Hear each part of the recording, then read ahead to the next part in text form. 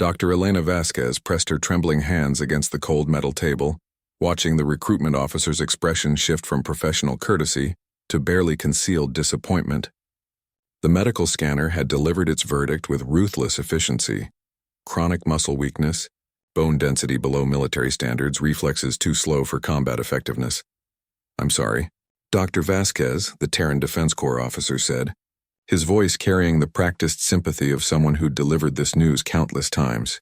"Your academic credentials are impressive, but the physical requirements for frontline deployment are non-negotiable. The Zephyrian War demands soldiers who can carry 50-pound packs across hostile terrain, operate heavy weapon systems, and engage in close-quarters combat." Elena's jaw tightened. Through the recruitment center's reinforced windows, she could see the massive transport ships launching toward the outer colonies, carrying humanity's finest warriors to face an enemy that had already claimed 3 entire star systems. The Zephyrians were a warrior species that respected only strength, their crystalline exoskeletons making them nearly impervious to conventional weapons. Every human victory came at an enormous cost in blood and ammunition. "There has to be something," Elena insisted, her voice barely above a whisper. "My dissertation on xenobiological warfare applications, my research into alien psychology, will be reviewed by our research division," the officer interrupted gently. "Rear echelon support is crucial too, Doctor. Not everyone can be on the front lines."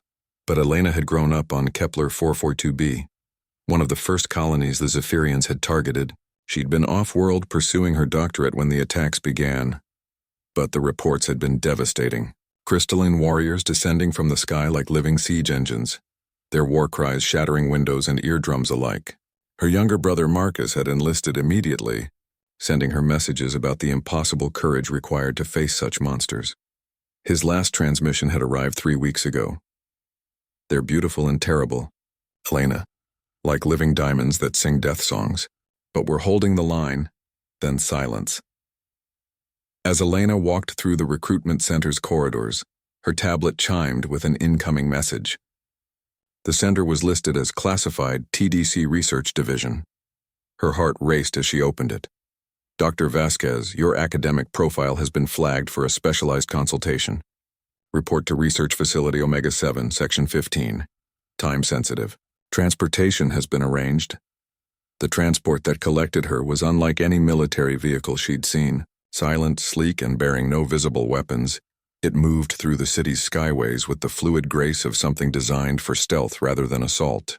Her escort, a stern-faced woman in an unmarked uniform, offered no conversation during the 40-minute journey to a facility that didn't appear on any public maps.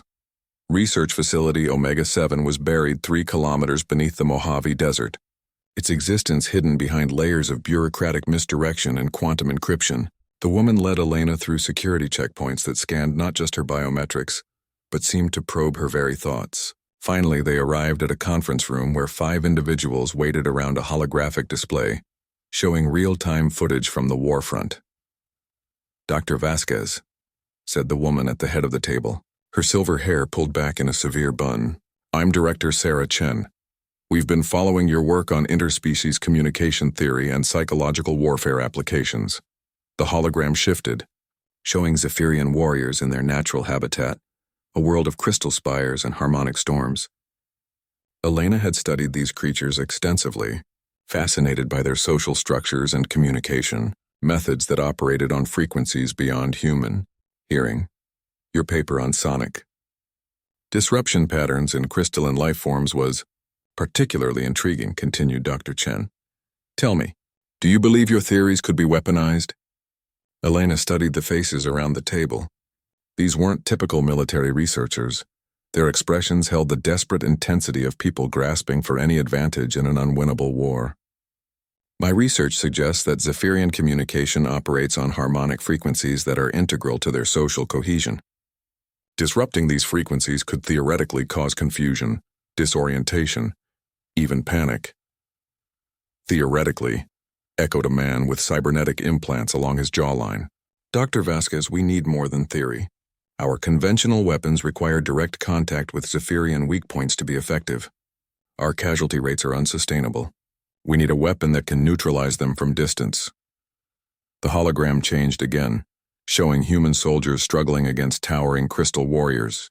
Elena watched her own species, fragile, soft, seemingly outmatched in every way, throwing themselves against an enemy that could shrug off direct hits from plasma cannons. The courage was heartbreaking and futile. "I would need access to live Zephyrian communication samples," Elena said slowly. "Not just recordings, active transmissions. And I'd need computational resources capable of real-time harmonic analysis and synthesis." Director Chen smiled for the first time since Elena had entered the room. "Dr. Vasquez, we have something better than recordings.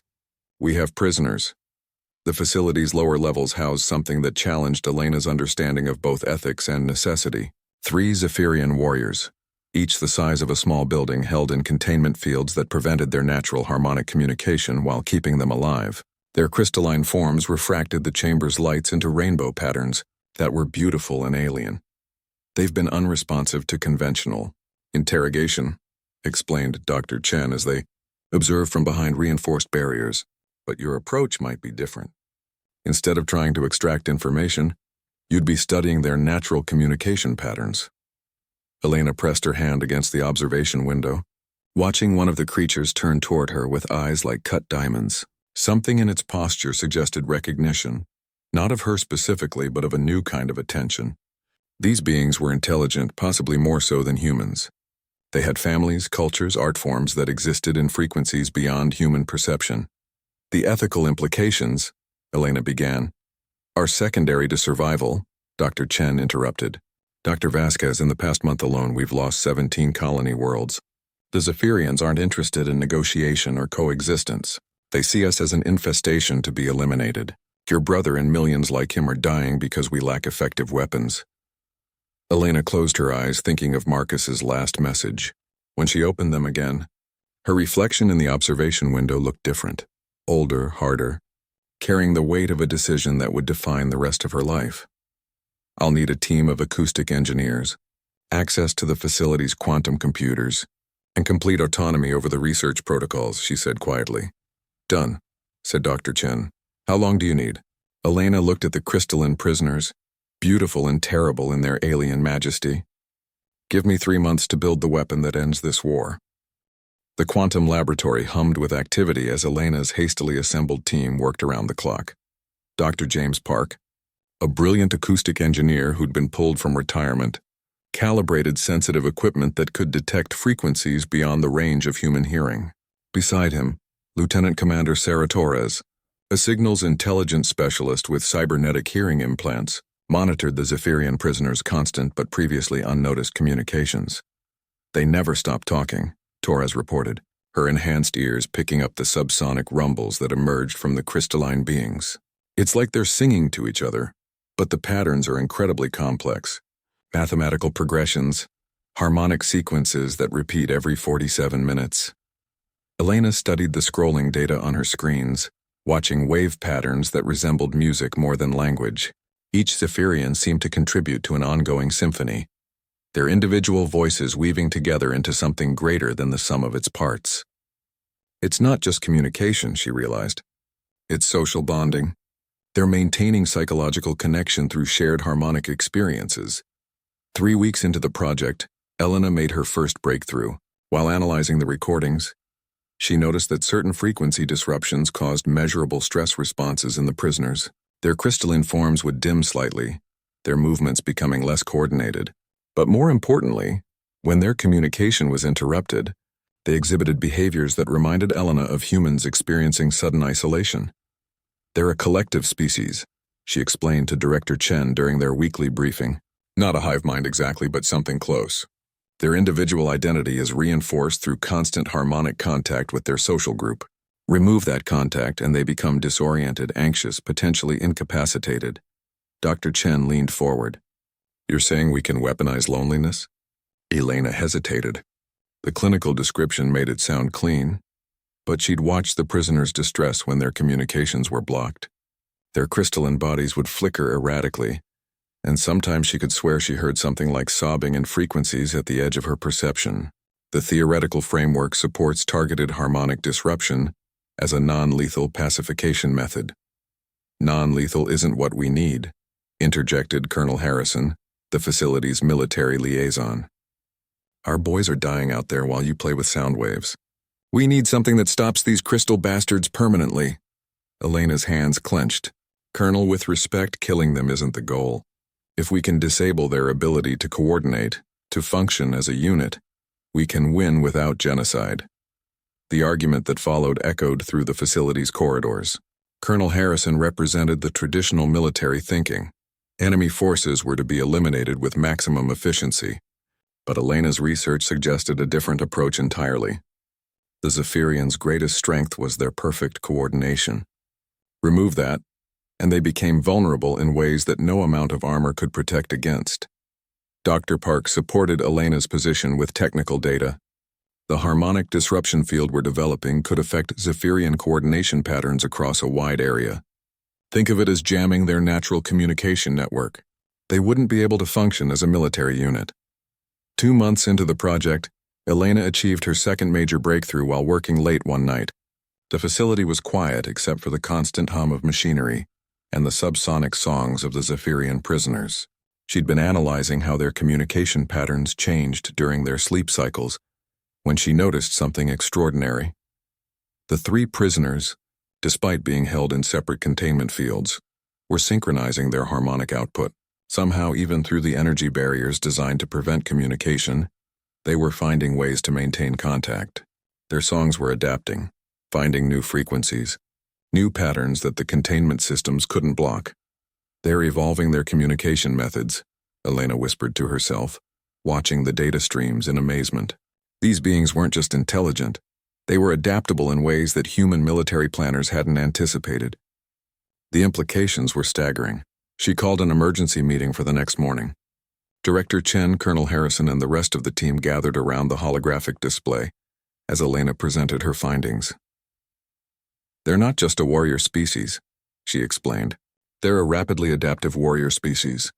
Every containment measure we've implemented, they've found ways to circumvent. Their harmonic communication is evolving in real time. Colonel Harrison's face was grim. Are you saying our prisoners are communicating with their home fleet? Not exactly, Elena replied. The range is limited, but they're definitely sharing information among themselves, and they're learning about our technology faster than we're learning about theirs. Dr. Chen studied the data patterns. Dr. Vasquez, what does this mean for your weapon development? Elena took a deep breath. This was the moment she'd been dreading. It means that any harmonic disruption weapon we develop will have a limited operational lifespan. They'll adapt to it probably within weeks. We need something more permanent. The room fell silent. Finally, Colonel Harrison spoke. Define permanent. Elena's hands trembled as she called up the final simulation. We don't disrupt their communication. We rewrite it. Instead of jamming their harmonic patterns, we introduce new ones. Patterns that override their natural frequencies and replace them with human-generated sequences. Dr. Park's eyes widened. You're talking about direct neural manipulation through acoustic warfare. I'm talking about survival, Elena said firmly. The simulation suggests we can create harmonic sequences that will cause Zephyrian forces to perceive human troops as allies rather than enemies. We wouldn't need to kill them. We'd simply redirect their aggression toward each other. The ethical implications hung in the air like a toxic cloud. What Elena was proposing wasn't just warfare, it was a form of mass mind control that would turn the Zephyrians' own social bonds against them. Director Chen's voice was carefully neutral. Dr. Vasquez, what would be the psychological impact on the affected Zephyrians? Elena forced herself to meet the director's eyes. Severe, possibly permanent. Their natural social structures would be completely disrupted. Many would likely die from the stress of forced isolation from their true collective consciousness.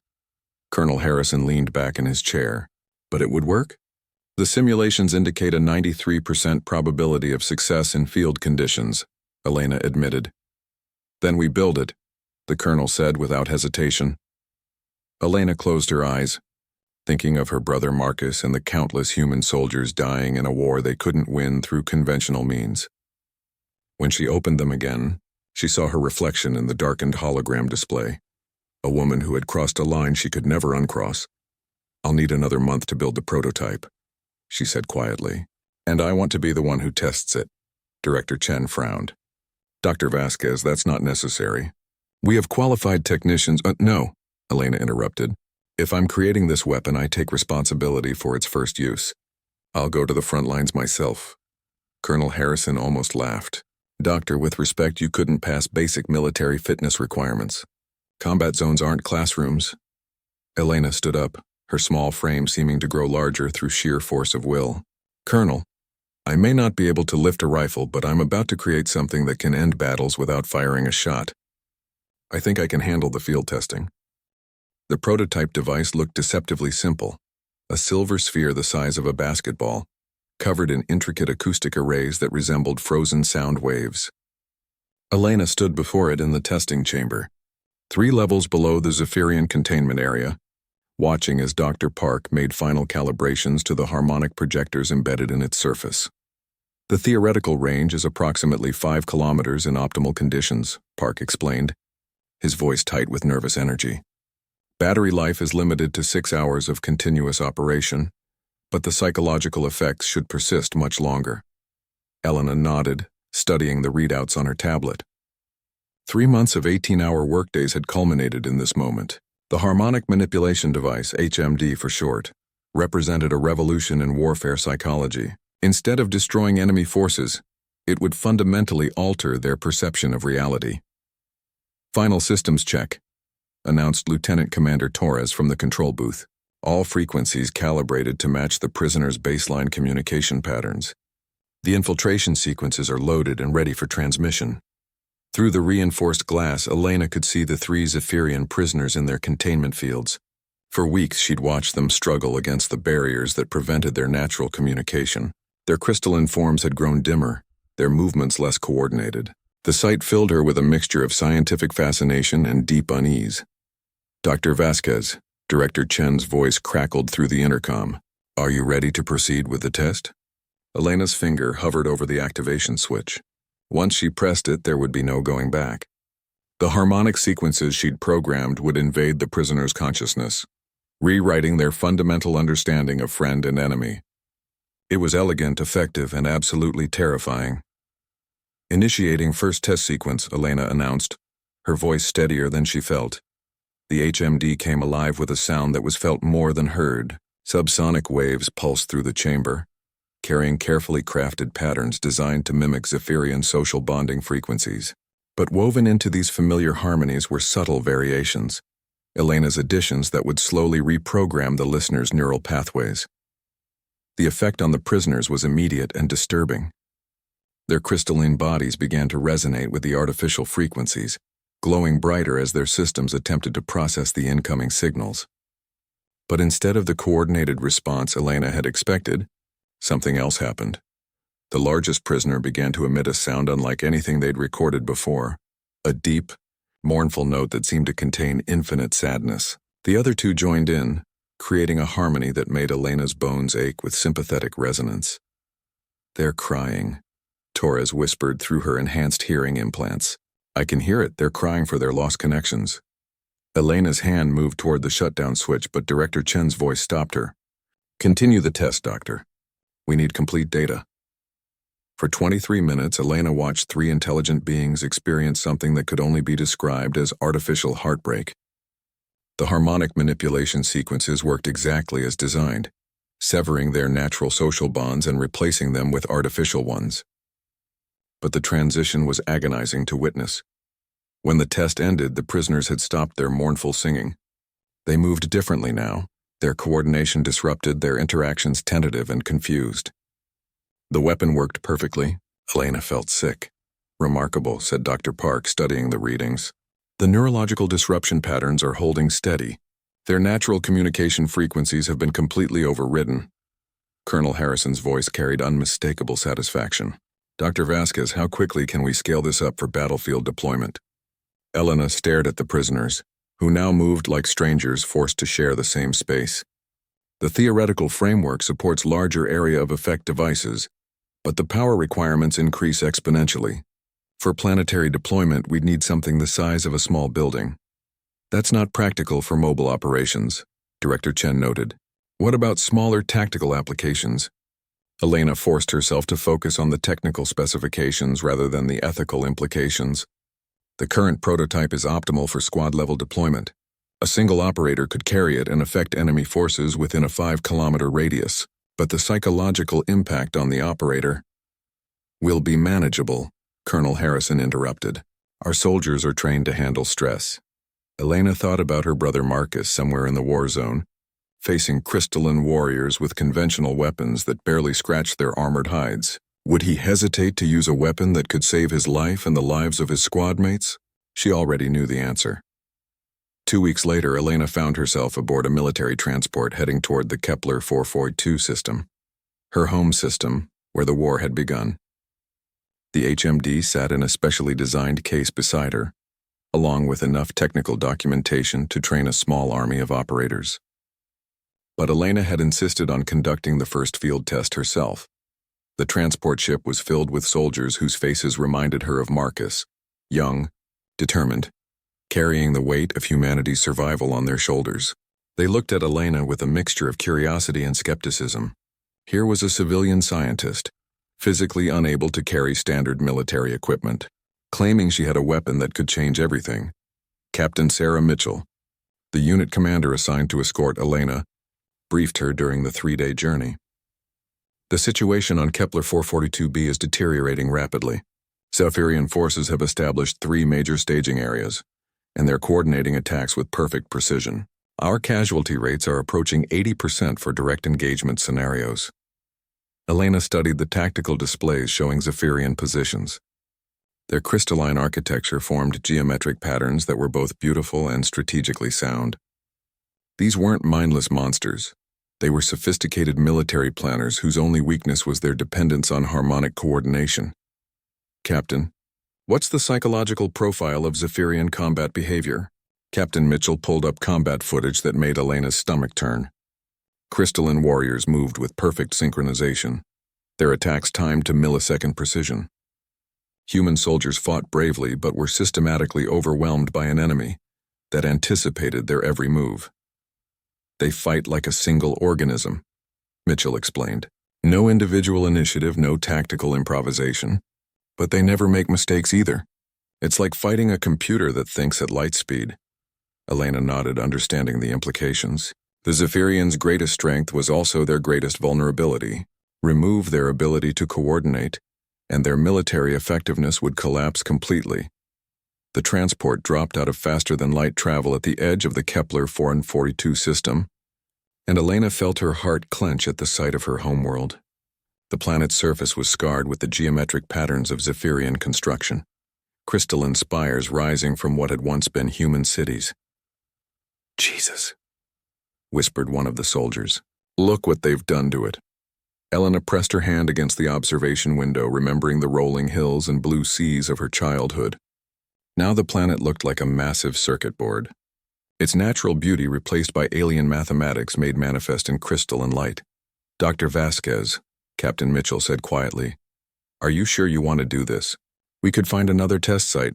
No, Elena replied, her voice carrying new resolve. This is where it started. This is where we end it. The descent to the planet's surface was harrowing. Zephyrian air defenses tracked their approach with mechanical precision, forcing the transport to weave through defensive fire that lit up the sky like deadly fireworks.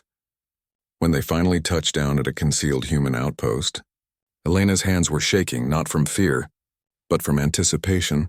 The base commander, Major James Rodriguez, greeted them with the exhausted relief of someone who'd been holding an impossible position for too long.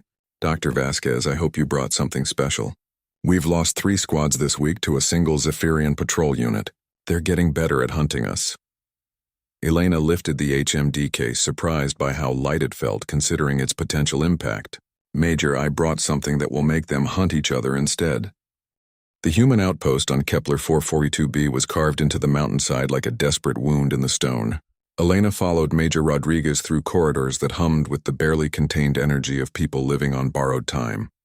Soldiers moved with the efficient precision of those who'd learned that wasted motion meant death.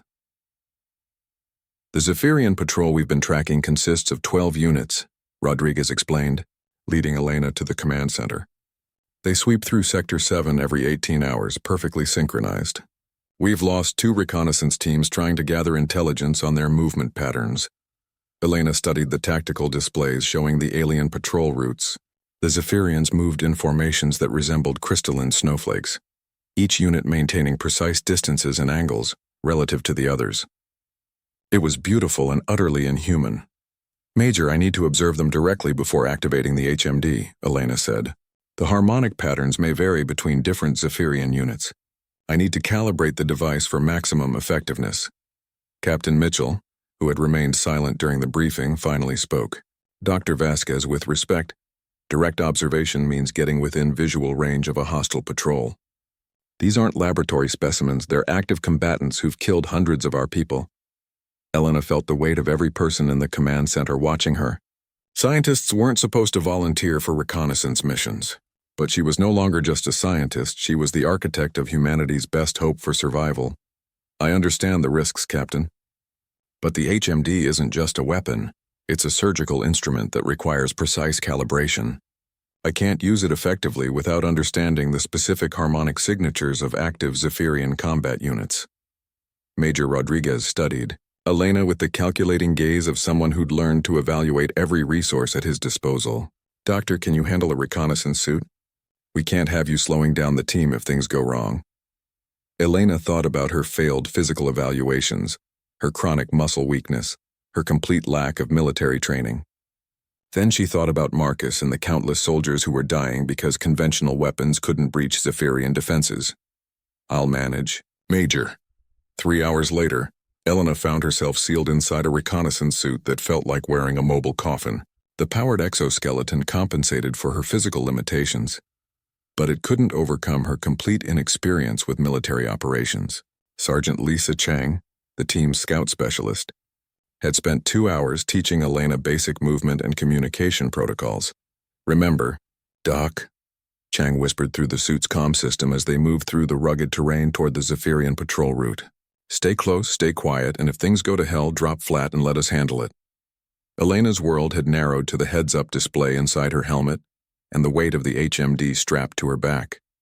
Every step across the broken landscape brought her closer to her first direct encounter with the enemy that had shattered human expansion into the stars. The patrol appeared exactly on schedule, moving through a canyon that had once been a river valley. Elena's breath caught as she got her first unfiltered look at Zephyrian warriors in their natural element. They were impossibly beautiful, living sculptures of animated crystal that caught and refracted the system's binary starlight into rainbow patterns that danced across the canyon walls. "Contact established," Chang reported through the comm. 12 units in standard formation. Distance approximately 800 meters. Elena activated her recording equipment, watching the Zephyrians move with perfect coordination across terrain that would challenge even experienced human soldiers. But what struck her most was the sound, a constant, low-frequency harmony that seemed to emanate from the warriors themselves. "They're singing," Elena whispered, forgetting communication protocol in her amazement. "The entire patrol is maintaining a single harmonic sequence. It's not just communication, it's active coordination through sound."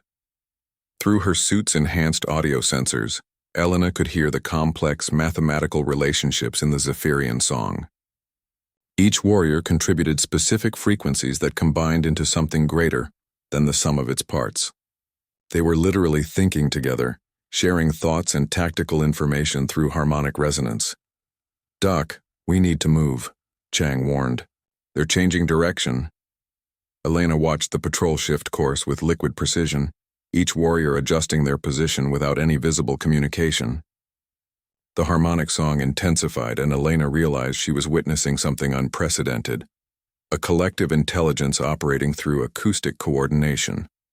"Wait," Elena said, studying her readings. "Something's happening." The lead Zephyrian had stopped, its crystalline head turning toward their concealed position with mechanical precision. Elena felt her heart stop as the warrior's multifaceted eyes seemed to look directly at her, through 800 meters of broken terrain. "They've detected us," Chang hissed. "Doc, we need to go now." But Elena was transfixed by what she was hearing through her equipment. The Zephyrian patrol's harmonic song was changing, becoming more complex, more urgent. They weren't just aware of human presence, they were analyzing it, sharing information about defensive positions and potential threats.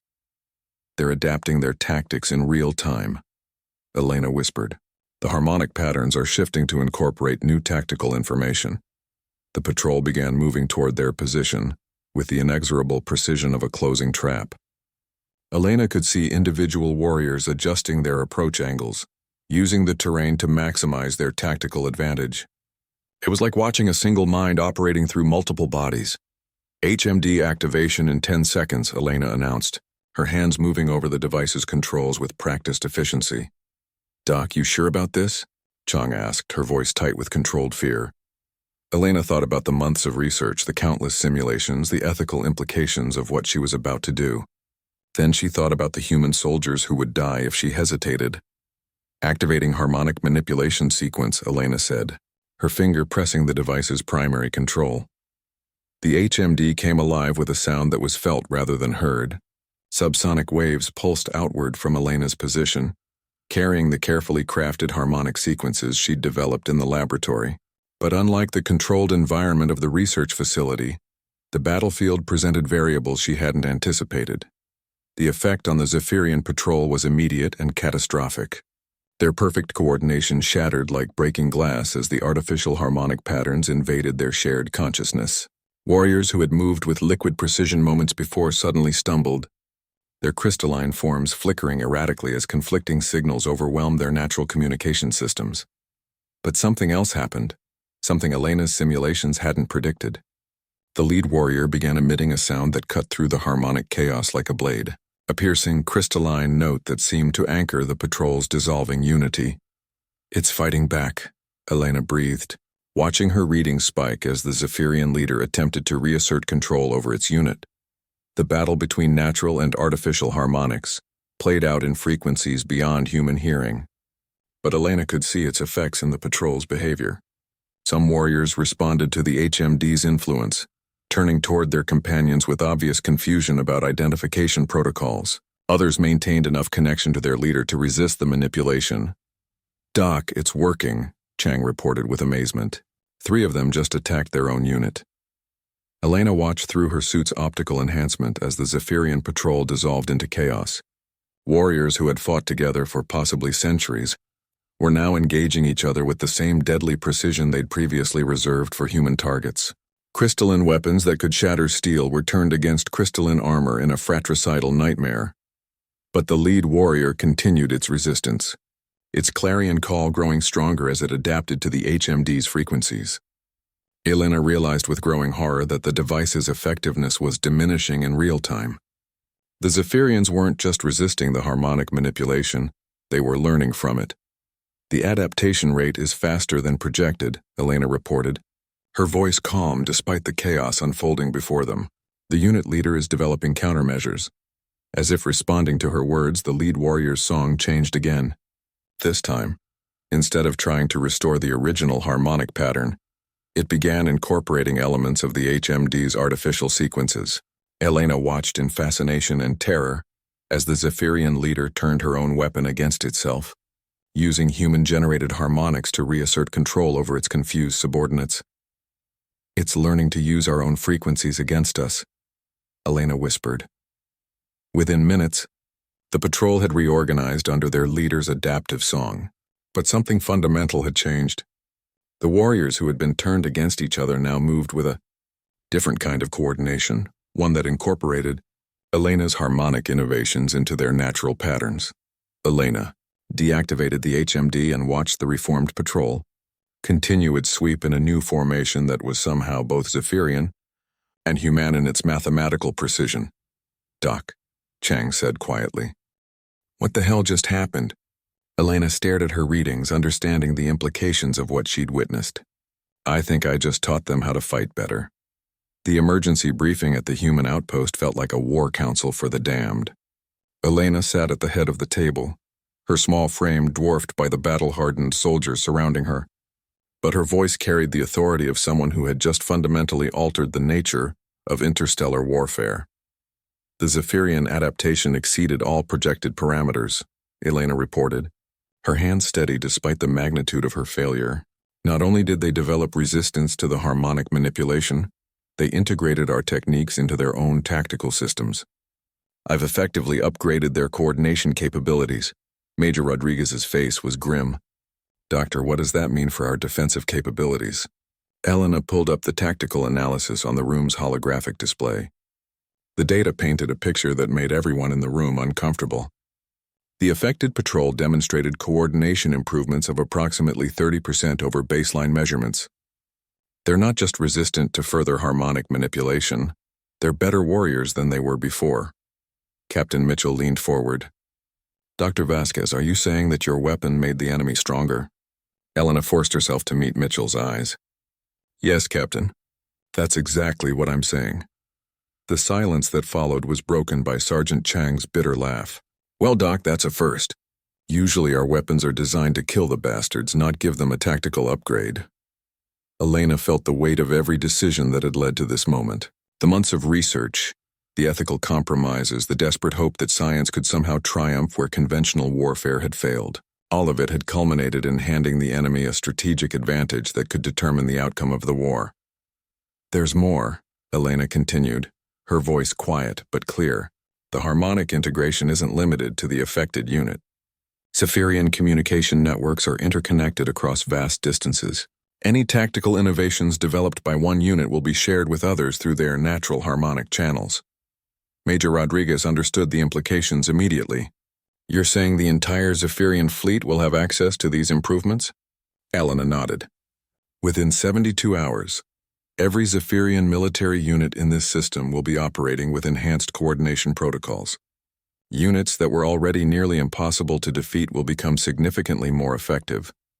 The room erupted in angry voices as the soldiers grasped the scope of the disaster. Elena had traveled across the galaxy to save humanity, and had instead accelerated its defeat. The irony was as sharp as a blade, but Elena wasn't finished. However, she said, her voice cutting through the chaos, the integration process revealed something unexpected about Zephyrian psychology that could change everything. The room fell silent again.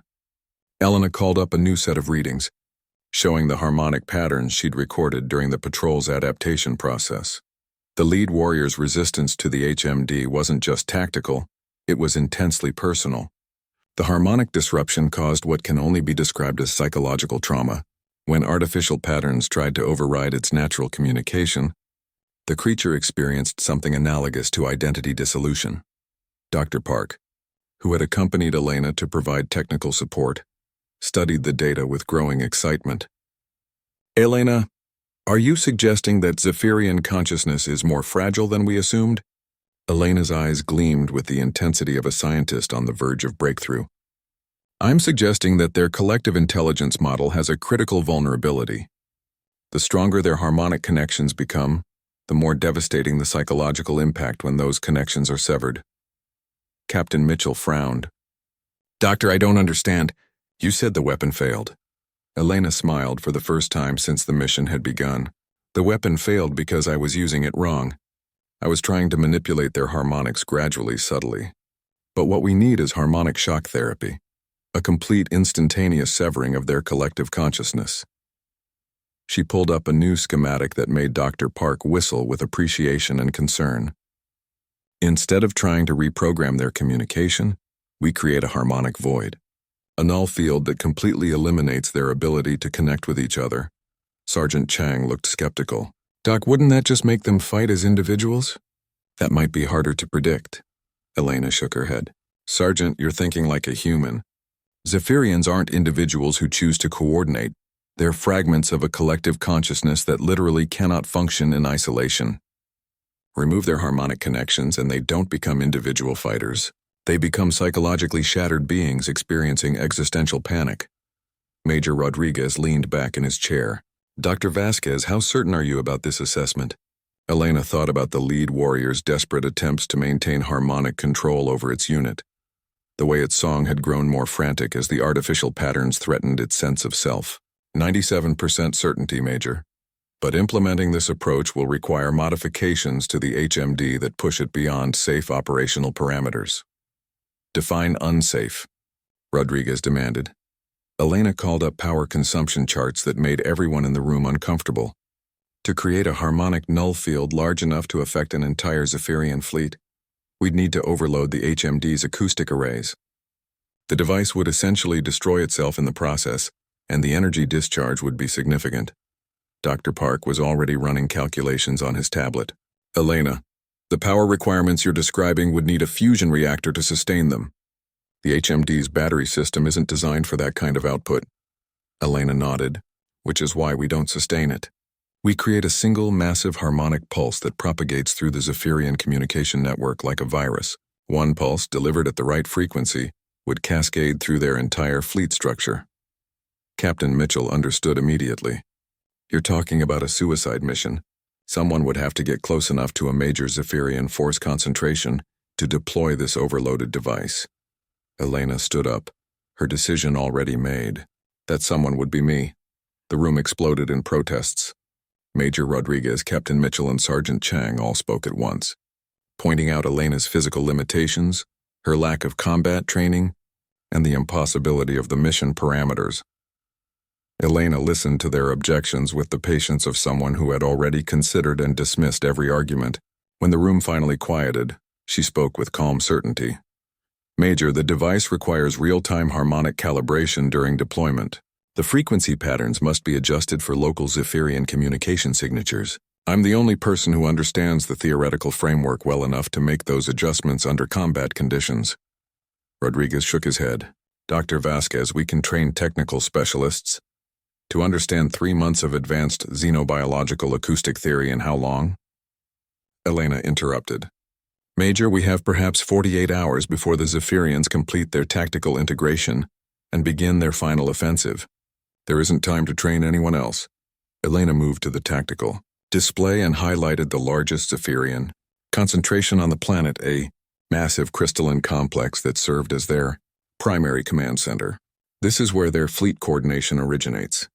Deploy the harmonic null pulse here and it will propagate through their entire command structure.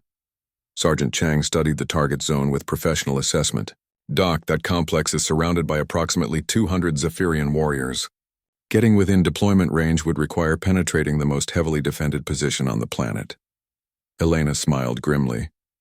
Sergeant, I may not be able to lift a rifle, but I have something better than weapons. I have knowledge that can end this war with a single well-placed thought. Major Rodriguez was quiet for a long moment, weighing impossible choices in a war that had already claimed too many lives. Finally, he spoke. Dr. Vasquez, if we approve this mission, what are your chances of survival?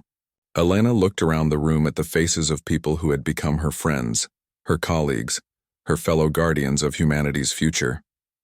Major, my chances of survival are irrelevant. My chances of success are excellent. Elena spent her final night on Kepler 442b modifying the HMD in the outpost's cramped technical bay. Her hands moved with surgical precision as she bypassed safety, protocols, and rerouted power systems that were never designed to handle the energy loads she was demanding. Dr. Park worked beside her in tense silence, occasionally offering warnings that she consistently ignored. Elena, if these modifications work as designed, the acoustic discharge will be equivalent to a small nuclear weapon, Park said, watching her splice experimental circuits into the device's core. The electromagnetic pulse alone could disable every piece of electronic equipment within a 5-kilometer radius. Elena continued her work without looking up. The Zephyrian command complex is approximately 6 kilometers from the nearest human position. Our people will be safe from the immediate effects. I wasn't talking about our people, Park replied quietly. Elena, you'll be at ground zero when this thing activates. Elena's hands paused for a moment. James, when I was 12 years old, my brother Marcus saved my life during a climbing accident on these mountains. He carried me 8 kilometers to the nearest medical station, even though he had a broken arm. He never once considered leaving me behind. She returned to her modifications, her voice steady despite the magnitude of what she was saying. Marcus is somewhere in this system, fighting an enemy that can't be defeated through conventional means. I'm not leaving him behind either. Dr. Park understood that no argument would change Elena's mind. Instead, he focused on helping her build the most effective weapon possible. Together they worked through the night, transforming the HMD from a precision instrument into something more akin to a harmonic bomb. Dawn on Kepler 442b painted the sky in colors that reminded Elena of her childhood. binary stars rising over mountains that had been carved into alien geometric patterns, creating a landscape that was both familiar and utterly changed. She stood on the outpost's observation deck, wearing the modified reconnaissance suit that would be both her protection and her tomb. Major Rodriguez joined her as she watched the distant crystalline spires of the Zephyrian command complex catch the morning light. Dr. Vasquez, the transport is ready. Captain Mitchell's team will get you to within 2 kilometers of the target zone. Elena nodded, feeling the weight of the modified HMD strapped to her back. The device now resembled a technological tumor, its elegant curves distorted by additional power cores and jury-rigged amplification systems. Major, after I deploy the device, how long before you'll know if it worked? Rodriguez consulted his tactical display. The harmonic pulse should propagate through the Zephyrian command network within minutes. If your theory is correct, we'll see immediate disruption in their coordination patterns across the entire planet. Elena turned to face the Major, seeing in his weathered features the accumulated stress of command decisions that had shaped the fate of worlds. And if my theory is wrong? Rodriguez's smile was grim but genuine. Then we'll know that Dr. Elena Vasquez died trying to save humanity. There are worse epitaphs. The insertion mission began before full dawn, using the pre-sunrise period when Zephyrian patrol patterns showed minimal activity. Elena found herself crammed into a stealth transport with Captain Mitchell's reconnaissance team, feeling absurdly out of place among soldiers who moved with the fluid efficiency of predators. Remember, Doc, Mitchell said as they approached the drop zone, once we set you down, you're on your own. We can't maintain position in that area without drawing attention. You'll have approximately 30 minutes to reach the deployment point before Zephyrian patrols detect the anomaly. Elena checked her suit systems one final time. The powered exoskeleton would help compensate for her physical limitations, but the final approach to the command complex would require her to cross 2 kilometers of hostile terrain, while carrying equipment that weighed more than she did. Captain, what's the extraction plan? Mitchell's silence answered the question more clearly than words. They all knew this was a one-way mission. The drop zone was a rocky outcropping that provided minimal concealment, but offered the shortest route to the Zephyrian complex. Elena watched the transport disappear into the pre-dawn gloom, leaving her alone on a world that had been transformed into an alien battlefield. The modified HMD felt heavier with each step across the broken terrain. Elena's reconnaissance suit compensated for her physical limitations, but it couldn't overcome the psychological weight of carrying humanity's last hope toward an enemy that had already proven capable of adapting to her best efforts. After an hour of careful movement, Elena reached the perimeter of the Zephyrian command complex. The sight took her breath away. Crystalline spires rose from the landscape like frozen music, their surfaces reflecting the binary starlight in patterns that seemed to pulse with mathematical precision. The complex wasn't just a military installation. It was a work of art created by beings whose aesthetic sense operated on principles beyond human understanding but scattered throughout the geometric beauty were the unmistakable signs of its true purpose. Zephyrian warriors moved between the spires in formations that reminded Elena of synapses in a vast brain. This wasn't just a command center. It was the physical manifestation of the collective consciousness that coordinated the entire fleet. Elena activated her recording equipment, studying the harmonic patterns that emerged from the complex. The sound was unlike anything she'd heard before, a symphony of collective thought rendered in frequencies that made her bones ache with sympathetic resonance. Individual Zephyrian voices wove together into something that transcended mere communication and approached the realm of shared consciousness. "It's beautiful," Elena whispered to herself, understanding for the first time the true nature of what she was about to destroy.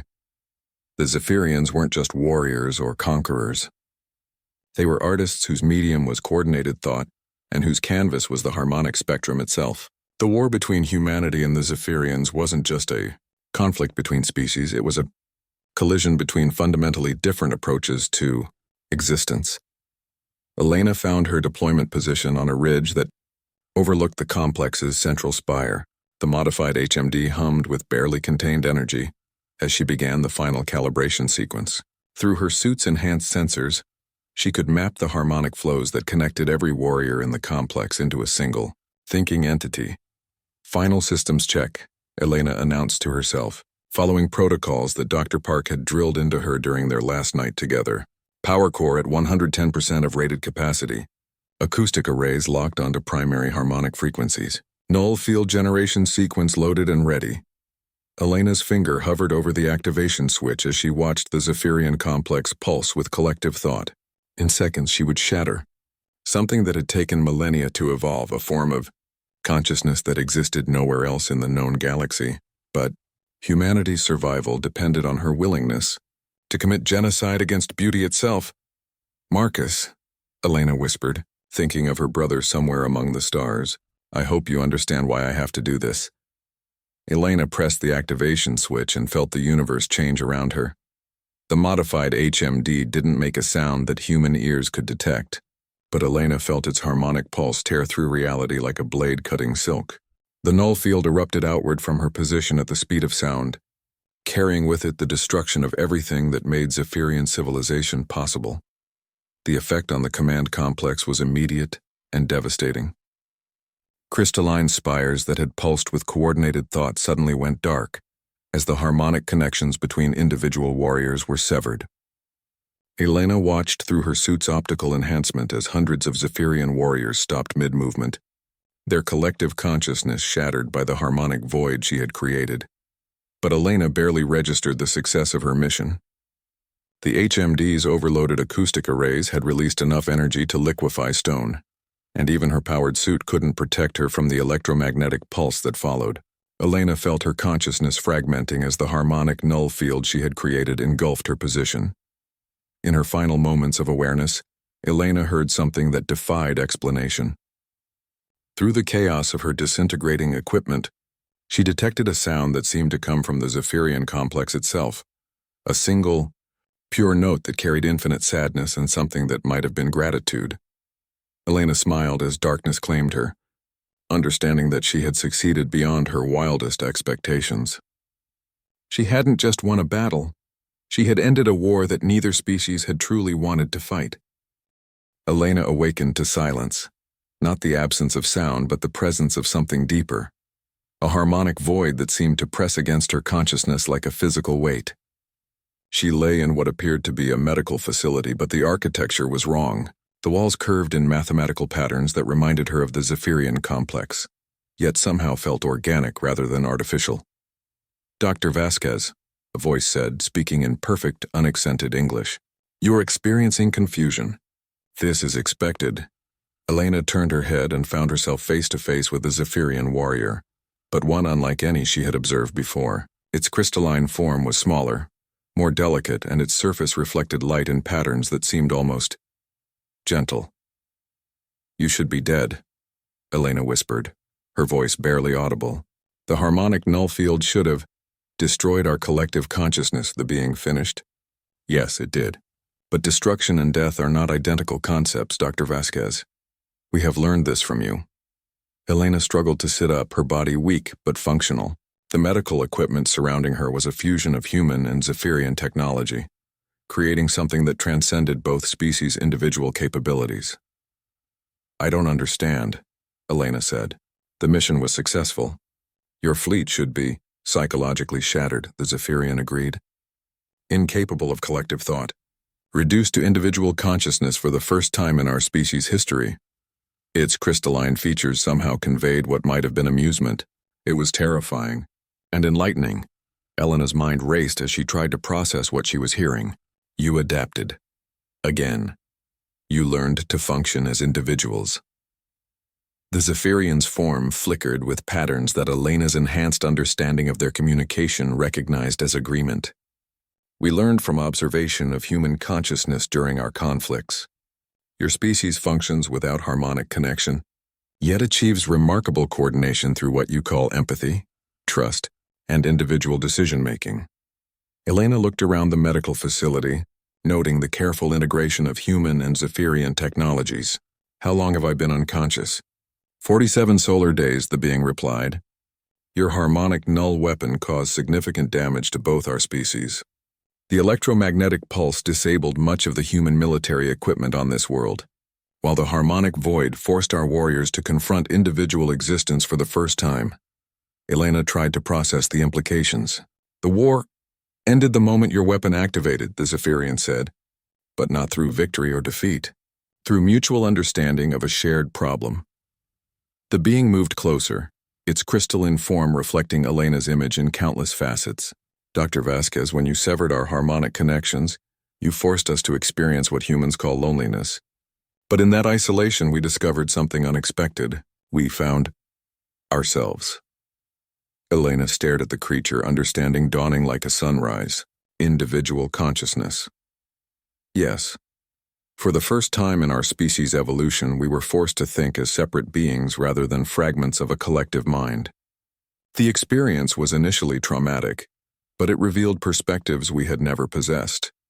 The Zephyrian gestured toward the window, and Elena could see the landscape beyond. The geometric crystal spires remained, but they were now interspersed with structures that looked distinctly human in their irregular, organic designs. Both our species faced extinction in the aftermath of your weapons deployment, the being continued. Your people were stranded on various worlds without functional technology. Our people were trapped in individual consciousness, without the collective coordination necessary for survival. We chose cooperation over mutual annihilation. Elena felt tears streaming down her face as she grasped the magnitude of what had occurred. We're working together. More than cooperation, Dr. Vasquez, we are becoming something new. Human ingenuity combined with Zephyrian harmonic technology. Individual creativity merged with collective efficiency. Your weapon didn't end a war. It began an evolution. Elena moved to the window, looking out at a landscape that defied her expectations. Human children played alongside young Zephyrians whose crystalline forms had adapted to be less threatening, more compatible with organic life. Construction projects combined human architectural principles with Zephyrian geometric precision, creating buildings that were both functional and beautiful in ways neither species could have achieved alone. My brother, Elena said suddenly. Marcus is alive and well, the Zephyrian assured her. He leads one of the integrated exploration teams that are mapping the outer colonies. He has been anxious to see you. Elena pressed her hand against the window, watching the binary sunset paint the hybrid cityscape in colors that seemed to bridge the gap between two worlds. I came here to destroy you. The Zephyrian's form shimmered with what Elena now recognized as their equivalent of laughter. Dr. Vasquez, you did destroy us, and in doing so you created something neither of our species could have imagined. Elena turned back to face the being that had once been her enemy. What happens now? Now we explore the galaxy together, human adaptability and Zephyrian coordination, working in harmony rather than conflict. Your harmonic null weapon taught us that consciousness doesn't require collective identity. Our harmonic technology is teaching your people that cooperation doesn't require uniformity. Elena smiled, understanding the irony of her situation. She had volunteered for a suicide mission to save humanity, and had instead awakened to find herself the architect of a new form of civilization. The other colonies, the rest of the fleet, are experiencing similar integrations, the Zephyrian confirmed. Your weapon's harmonic pulse propagated through our communication networks exactly as you predicted. Every Zephyrian force in the galaxy experienced simultaneous consciousness dissolution. But survival instincts are universal, Dr. Vasquez. When faced with extinction, both our species chose evolution. Elena thought about her months in the laboratory, the ethical compromises she had made, the weight of decisions that had seemed to offer only terrible choices. I thought I was choosing between genocide and human extinction. You chose a third option that neither species had considered, the Zephyrian replied. Transformation. Elena looked out at the integrated city again, watching humans and Zephyrians working together on projects that neither species could have accomplished independently. Children who would grow up bilingual in both spoken language and harmonic communication. Scientists sharing knowledge that spanned disciplines neither civilization had imagined. Dr. Vasquez, the Zephyrian said, your harmonic null weapon has been designated as the most significant advancement in interspecies relations in galactic history. Both our governments have requested that you lead the research teams developing new applications for the technology. Elena laughed, the sound carrying both exhaustion and wonder. I couldn't lift a rifle when this war began. And now your name ends battles before they begin, the Zephyrian observed. not through destruction but through the creation of possibilities that transcend conflict. Elena turned away from the window, ready to begin the next phase of her life.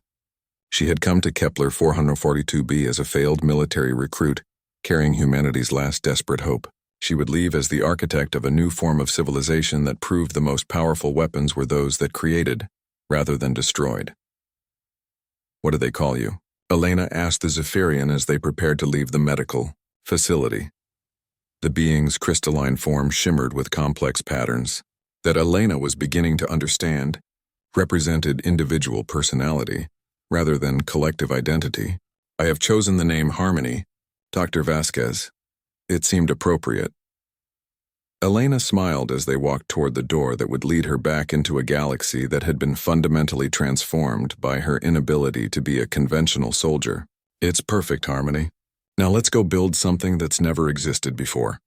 Together, the human scientist who couldn't lift a rifle and the Zephyrian warrior who had learned to think as an individual stepped into a world where the boundaries between species had become as fluid as sound itself.